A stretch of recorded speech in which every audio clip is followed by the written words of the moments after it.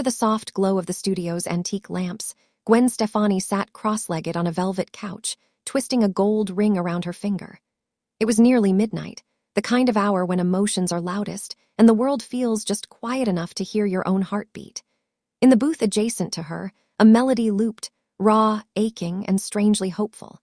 It was the bones of her new song, the one everyone on her team had been calling the Blake track.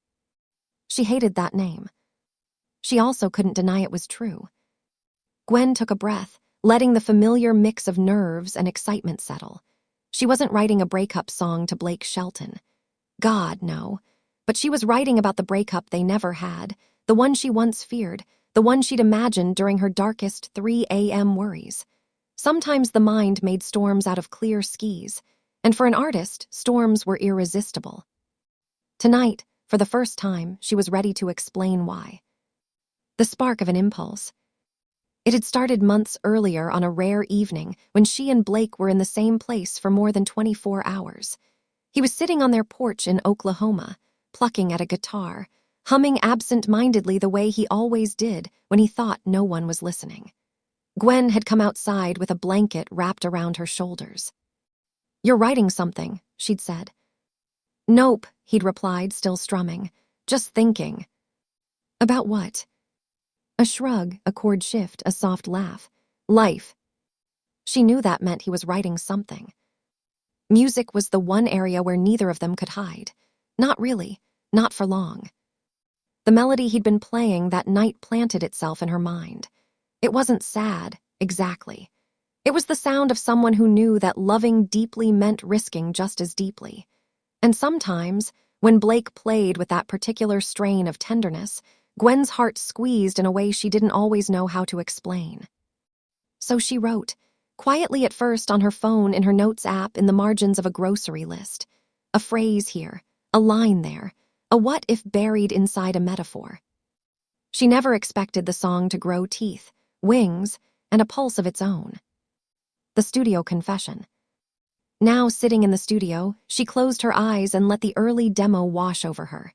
The opening guitar riff was unmistakably inspired by Blake, though not copied, more like a ghost echo, transformed through her own pop-soaked instinct. The lyrics, those were pure Gwen. The producer, AJ, poked his head into the lounge. "You ready to record?" Gwen nodded, then hesitated. "Before I do, I think I should explain something." "To me?" AJ asked, confused. "No, to the world," she exhaled slowly. "You know everyone's going to assume this is about a breakup." "Is it?" She shook her head.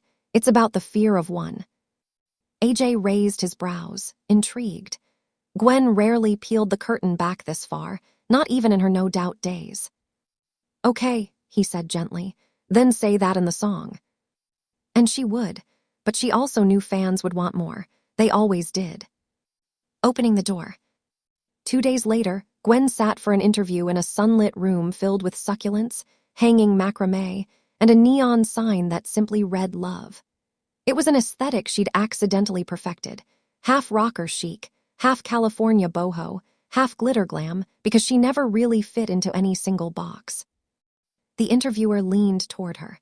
"Your new single, people are already buzzing. They're calling it your most emotional track in years. Is it about Blake?"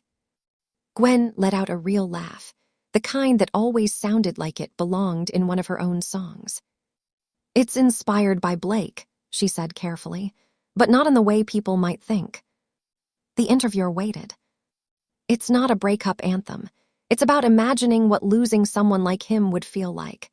When you love somebody, your mind sometimes goes to these dark, ridiculous places. You think about the what-ifs. You write about them. You make them into stories so they don't live in your head as fears anymore." She fiddled with a charm on her bracelet, the one Blake had given her with a tiny guitar and a tiny red heart. "This song is about the version of me who once felt unlovable, the me who wondered if happiness was temporary. Blake didn't cause those feelings, he healed them.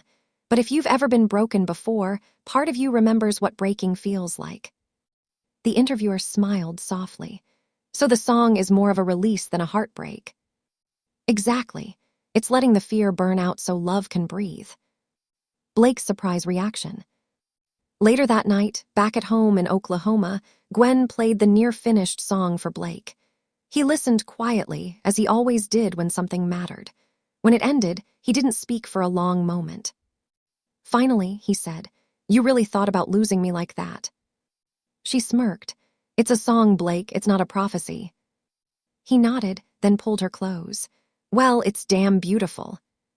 "What part?"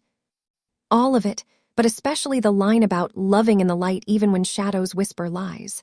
That's you. That's real." She kissed his cheek. "It's us." "No," he corrected softly. "It's you, and I'm proud of you for writing it." And even though she didn't say it aloud, Gwen felt something unlock inside her, a permission to be vulnerable in ways she still struggled with, even after years of healing. The release heard around the world. When the song dropped, the internet predictably exploded. Fans theorized, blogs speculated. Theories wild, dramatic, hilarious, sprang up faster than she could read them. But to her surprise, the world understood. Listeners heard the pain and the hope. Many said the song expressed the exact fear they'd felt when they fell in love again after being hurt. Gwen went on social media and typed, "This song isn't about heartbreak. It's about the courage to believe you won't be broken again." She added a heart emoji, then a cowboy emoji. Blake responded with a gif of a cartoon heart running straight into a guitar. And that was that. A song that was never about ending. Weeks later, during a live performance, Gwen introduced the track with a smile. "This is my breakup song," she told the crowd. "Except it's about the breakup that didn't happen, the one I was afraid of, the one love talked me out of."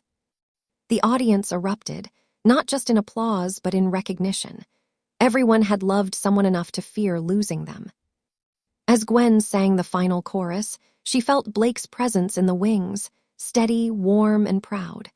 Not as a ghost of heartbreak, but as the anchor that kept her grounded.